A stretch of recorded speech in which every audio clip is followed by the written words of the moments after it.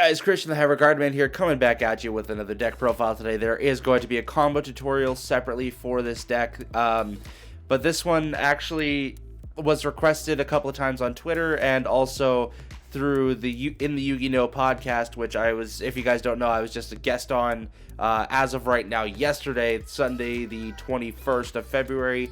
And it was a really fun podcast if you guys want to go check it out. But we had a little bit in there where we were talking about the Scraptor or the Scrap Raptor. And that kind of is what sprung this video. I've actually been wanting to do this video for a minute anyways. But today I'm going to be taking you guys through the Chop Shop deck profile. Name is courtesy of Golden Nova Yu-Gi-Oh! Thank you for your genius brain in creating that. And I'm going to have a lot of fun testing this deck and just showing it off to you guys today. And this is a really insane, consistent, it's mostly like a one card combo that, like, you know, kind of involves some extenders here and there, but you have 12 copies of the one card that you really need to get going with the combo. And what it does is it ends on, like, if it goes completely uninterrupted, it ends on about 6 to 7 disruptions and a calamity setup. So if you guys want to check this out today, don't forget to hit that like and subscribe button down below. Let's try to get that community tab by the end of the year. And go and check out all the links below while you're there to my podcast, Yu-Gi-Oh! Synthesis, my fan-made audio drama, and all the other stuff down there like Coalition of Scrubs and all the other people I'm involved with. So go check that out at the end of the video. Make sure to go follow it all. Once again, hit that like and subscribe button. And without further ado, let's go ahead and get into today's deck profile. So starting off with the monsters here, we do throw out 3 of these Scrap Raptor boys right off the bat.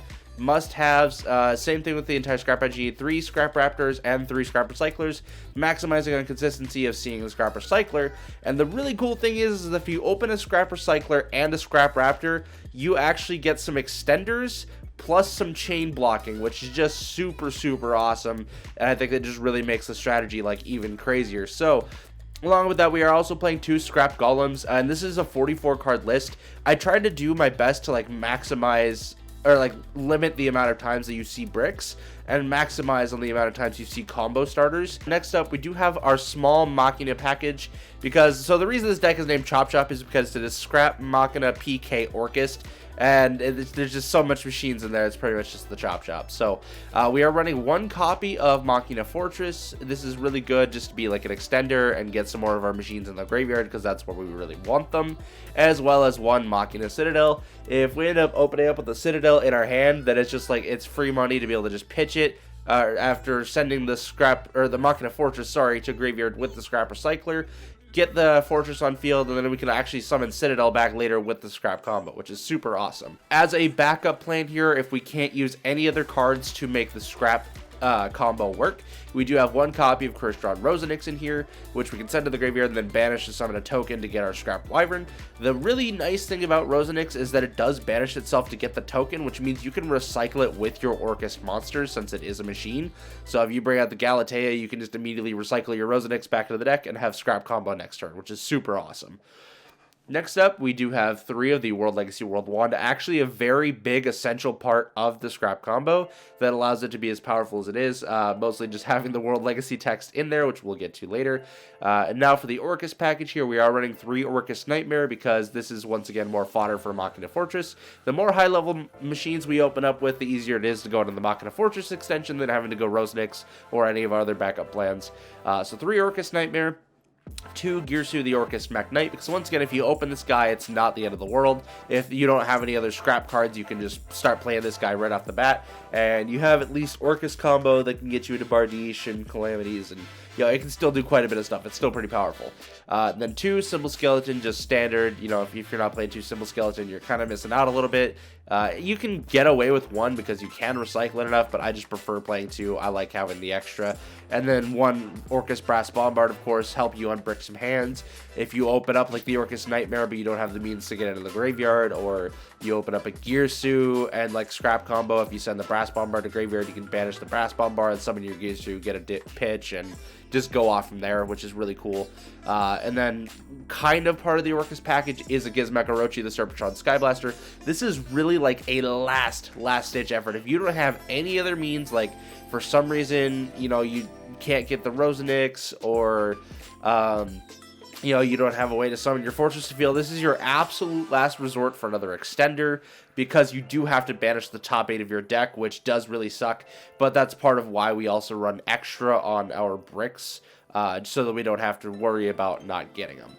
And for the Phantom Knights package for monsters, we are running 2 copies of Silent Boots and 1 copy of Ancient Cloak, because if we get the Bardiche out, we can always send the Ancient Cloak to banish it, add Silent Boots to our hand, special summon Silent Boots, use him as an extender, and then banish him to get his extra search. So either way, you're still getting at least 2 Phantom Knight spell or traps to your field, so you're going to get the Fog Blade, and you're actually going to get the rank up magic launch, which we'll get into a little bit later once we get into the spell section. But I like having both of these cards because I actually do end up using both of them fairly regularly in the same turn, and they're both just really helpful towards the combo in general. But you really only need 1 Ancient Cloak. Silent Boots is obviously your more important one. So next up, on into the spells now. We have, to start off with the scrap package, we have 3 Scrapyard to be our means to search Scrap Raptor, and 1 copy of Scrap Factory, because once again, if we open up Scrap Raptor or a Scrapyard and Scrap Recycler, then we can use our Scrap Raptor to, when it tributes itself, instead go for the Scrap Factory, and then you can still normal summon your Scrap Recycler afterwards, which is super cool. I'm not actually playing Fossil Dig in this build because, once again, right now it is 44 cards, and currently that's 9 starter cards, which the probability of you getting that is still pretty high. I do have a card in here later on that you guys can swap out if you really want to play the Fossil Dig and you really want the extra consistency. That's totally fine. But onto the Orcust package really quick first. We do have 2 copies of Orchestrated Babel, because this is like a really essential field spell in getting you a lot of the stuff that you need to actually achieve that 6 to 7 disruptions and the calamities, so you really want this card. And then of course 1 copy of Orchestrated Return, because who doesn't like getting a little bit of extra advantage by sending an Orcust monster to the graveyard and then drawing 2 cards? Like, how much more advantage do you need? Now with the Phantom Knights spells, we do just have the 2 Phantom Knights rank up magic launch. 2 copies of this just to play it safe, because this deck, if you really want to, can go back-to-back calamities. So like if you do 1 turn 1 and say your opponent outs it with like a Gamma, or just, you know, say they impermanent and then like destroy it by battle or something like that, and you can follow it up next turn with the second calamities if you really want to. It's actually not that hard to do. So that's all we have for the Phantom Knight spells. We do also are running 2 World Legacy Succession. This is also technically another brick in the deck, but at the same time not. If you draw it, it's fine. There's just a part of the combo where you can actually search one out from the deck. So if you open one up, you still want to search the one from the deck, because then you can just use that one and then save the one in your hand for later, which I think is super cool. But yeah, I would once again run this at 2, just in the event that we use the Gizmek Orochi, or in the event that you happen to open up the single copy. I like to have the backup one in the deck still. And lastly, for the spell cards, here is 3 copies of Exceed Import. I really value this card, and it's actually really good as an extra disruption, because once you get that calamities on field, not only do you have a 3k wall that is a floodgate. If your opponent tries to summon any sort of monster for any sort of reason, like trying to do anything still, I don't know like what they would plan to get out of it, but if they do and they try to continue on, you can just slap out that Exceed Import and just suck it up, because most likely any monster like they normal summon or even just like special summon from hand is going to have less than 3,000 attack points. So you can totally just use that Exceed Import, snatch their monster, and give your calamities an extra material, which I think is just insane. But this is the card that if you guys want the 3 copies of Fossil Dig for that really nice consistency, then you can swap it out at this point. That's totally fine. Or you can just cut the card altogether and just make it a 41 card list, and you'd still have the consistency. It's totally up to you. It's only going to change by like a few percentage points, so I don't think it's really that worth it, but I love having Exceed Import in here because it is just a really fun disruption. And lastly here for the main deck, for the trap cards, we are running the 2 Phantom Knights Fogblade, as is mandatory when running the Bardiche package, because having extra disruptions always beautiful. And then lastly, 2 Orchestrated Crescendo, or Orcust Crescendo. If you happen to be sitting on a galley, or at least an IP Masquerena, and you get stopped trying to go into the Calamities player, you don't get full setup for it, you can always just use the IP and the Dingirsu to go straight into your galley once again, and you'll get another disruption out of it. So overall, Crescendo is pretty good. I haven't resolved it too much lately, but it is a good backup plan. Once again, if you end up being stuck with just normal Orcust combos, it's totally fine.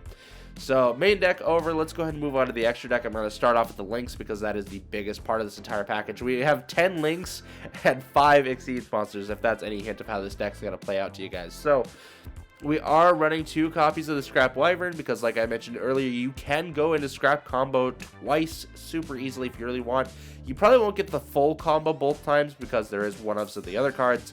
But, you know, totally fine. If you just get the extenders off of it, like, that's honestly enough. If you already have things established, it doesn't even matter. If you get that second Scrap combo, it's insane to begin with. So 2 copies of Scrap Wyvern, 1 copy of Lib, the World Keyblade Master. This is where World Legacy World 1 outside of Orcust combo becomes really essential because that becomes your World Legacy name in Graveyard, and it's also an extender later on, which is super cool. And it's another reason we run 3 of the World Wand, because if we dump 1 World Wand to grave and we have 1 in our hand, that's an extra body on field for more extenders. This deck is like, it's all gas, and that's how it really functions so well. So yeah, Lib, and this is how you search out World Legacy Succession, set it to your back row. So I'll go through like where this card comes in when we actually get into the Scrap combo. But next up, we do run 1 copy of the Phantom Knight's Rusty Boy, the Rusty Bardiche. This is your like main setup. This is actually provides you with 2 of the disruptions and the calamities, which I think is just absolutely insane to know that off the bat. This card on its own is essentially 3 disruptions, and is very fair that it's limited to 1 on the Forbidden and Limited list. I'm still kind of surprised it came off, to be honest, but they needed to sell Phantom Rage. That set didn't really have a whole lot going for it. So next up here, we do have the 1 copy of IP Masquerena. Once again, to be able to set you up with Dingirsu plays, or even set you up with the Link 4 monster if you end up, you know, setting up the IP and just like another Link 2 or, you know, whatever else. There's definitely reasons to run the IP in here, which is just awesome. So next up, 2 copies of Galatea, the Orcust Automaton. Just normal Orcust shenanigans. You can't go wrong with having 2 Galley. I know a lot of people might argue for 3, but I really think it's kind of unnecessary. So 2 has been working just fine for me. Good way to recycle resources, get you some new ones, you know, get your Babble of the Field, get your Return, get your Crescendo. It's there. It really helps like with the grind match, and just in general is a really good card. Next up, the Unchained Abomination, our big Link 4, just 2+ monsters, including Link monsters, so it makes IP really accessible with this. And it is a dark, so if once you get locked into darks, you can still summon it, which is super cool. And this actually gets you up to another 3 disruptions in a way, or at least destructions, because, you know, once 1 card on the field is destroyed, you can pop another card with this guy, and then during the battle phase, when a monster is destroyed by battle, you can pop another card, and then at the end of the turn, you can pop another card. This guy has 3 pops every turn, and it's just absolutely insane in terms of netting you advantage, whether it's destroying your opponent's cards or destroying some of your own to get them into the graveyard to get some awesome effects. So Unchained Abomination, just insane. And of course, we do run the access code talker as well. I usually tend towards Abomination more just because it's not relying on banishing stuff from your graveyard, when pretty much everything in the extra deck is dark already. So access code doesn't do a whole lot. You can get up to 2 pops with him in this variant. Well, I guess 3. There are 3 attributes in the extra deck, but either way, he doesn't get nearly as much advantage as Unchained Abomination, especially because you can't use access code during your opponent's turn. So I'd rather just chill on the Abomination and let him get some stuff done. And last for the links here, just as a backup plan, we do have a Nightmare Phoenix, so we can get some back row removal to kind of help us play through some certain things if we're dealing with like a very pesky card on field that would otherwise stop us. It's good to be able to get past that with the Nightmare Phoenix. Nightmare Cerberus would be something to consider, but I have enough removal on here, and technically that's what you have Lib for, because once you link off Lib, it will actually shuffle 1 card on the field into the deck. So if your opponent has already established a board, you can use that to help like pick apart a few things if you need, which is super cool. So that's it for the Link monsters. Onto the Exceed now. It's actually a pretty simple list. So of course, 2 Dingirsu, the Orcust of the Evening Star, absolutely mandatory once again for Orcust lists. And this is your big setup for the Calamities anyways, as it is a rank 8 dark monster. And he, once again, is really essential. He is another disruption in and of himself. And then once again, once you slap out that rank up magic launch Phantom Knight's card, you know, then you attach that to the Dingirsu, and then that they both become materials for the True King of all Calamities, which we do have 2 copies of in the extra deck as well. Once again, if you're playing the longer grind game and you end up needing to go into second Calamities, it is there for the utility. And of course, as with any Exceed strategy, you must have the Divine Arsenal AA Zeus. So this version of the deck particularly is not exactly budget with the Zeus, because that is a $70 card, and of course Access Code Talker is a $60 card. But if you want to swap out stuff, you definitely could. If you want to swap out the access code for like a Boral Sword or a Boral Load to give you more stuff there to work with, that's totally fine. If you want to get rid of the Zeus entirely and throw in another Link monster that you can use, like a Verte Anaconda, if you for some reason want to go into the Dragoon package and make it even less budget, you know, you can go that way. You can really kind of mess around with some of the extra deck how you need to, but really the Nagirsu, the Calamities, the Rusty Bardiche, and like the Scrap package are all essential for the combo.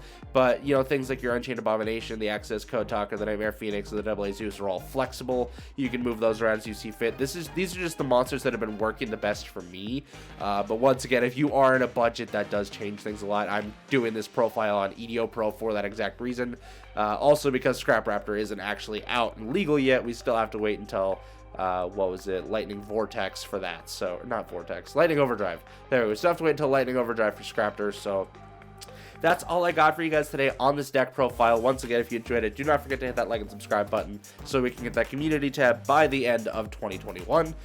And of course, don't forget to stay tuned for when the combo tutorial of this deck comes out as well. I will be releasing that later in a separate video because there's just so much to go over in this deck that I think it needs to be talked about separately. So thank you guys once again for joining. I look forward to seeing you all in the next video. Remember to have fun and make your move.